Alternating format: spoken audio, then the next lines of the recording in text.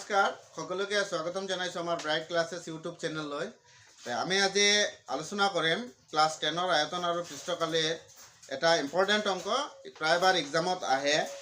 Question number 3 13.1 ৰ যে এটা পুতলা একে ব্যাসাৰ্ধযুক্ত এটা অৰ্ধগোলকৰ ওপৰত 3.5 সেন্টিমিটাৰ ব্যাসাৰ্ধযুক্ত এটা শংকুৰে গঠিত। পুতলাটোৰ মুঠ উচ্চতা 15.5 সেন্টিমিটাৰ। পুতলাটোৰ মুঠ পৃষ্ঠকালি নিৰ্ণয় কৰিব লাগে।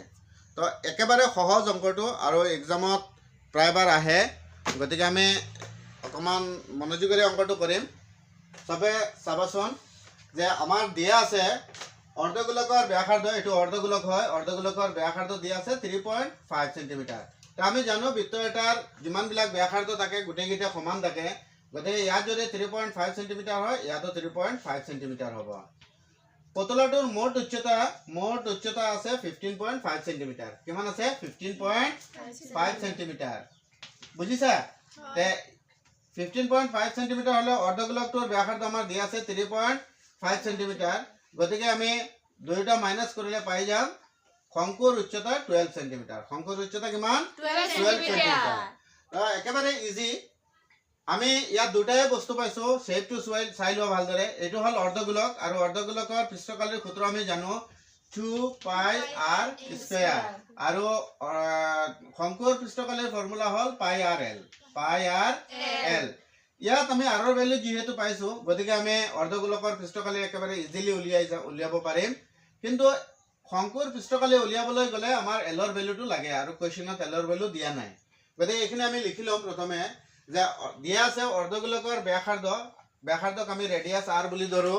ব্যাসাৰ্ধ কিমান আছে? 3.5 সেন্টিমিটাৰ।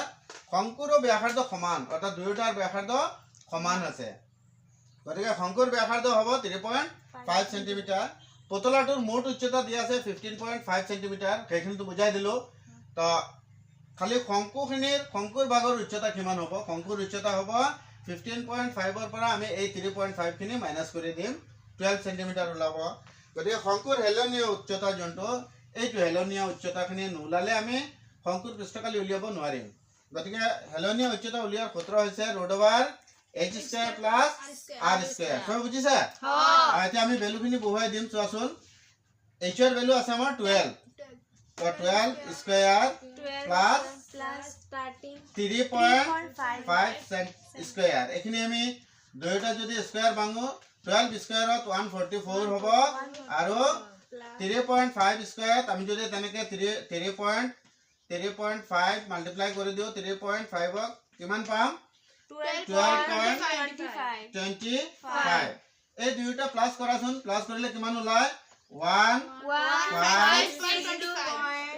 ঠিক আছে। আৰু এখিনিৰ বৰ্গমূল কিমান হয়? বৰ্গমূল হল 12.5 সেন্টিমিটাৰ। সবে বুজিলা? এতিয়া আমি যোন হেলনীয় উচ্চতাটো পাই গলো, গতিকে এতিয়া আমি কি ওলাম? পুতলাটোৰ পৃষ্ঠকালি ওলাই লম। তো এখিনি লিখি লৈছা না? সবে লিখিছা? ওকে। তে চোৱাচোন,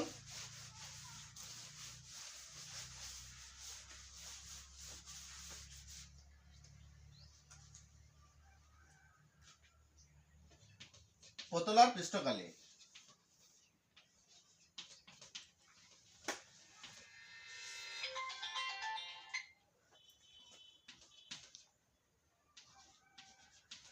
পুতলাৰ পৃষ্ঠকালি ইকুৱেল, ইয়াত দুটা শেপ আছে, এটা শংকু আৰু এটা হল অৰ্ধগোলক।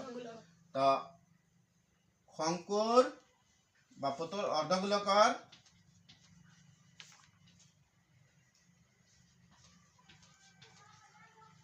অৰ্ধগোলকৰ কাৰ্ভ সাৰফেস এৰিয়া আৰু কাৰ্ভ সাৰফেস এৰিয়া প্লাস হল অৰ্ধগোলকৰ পৃষ্ঠকালি প্লাস হল শংকুৰ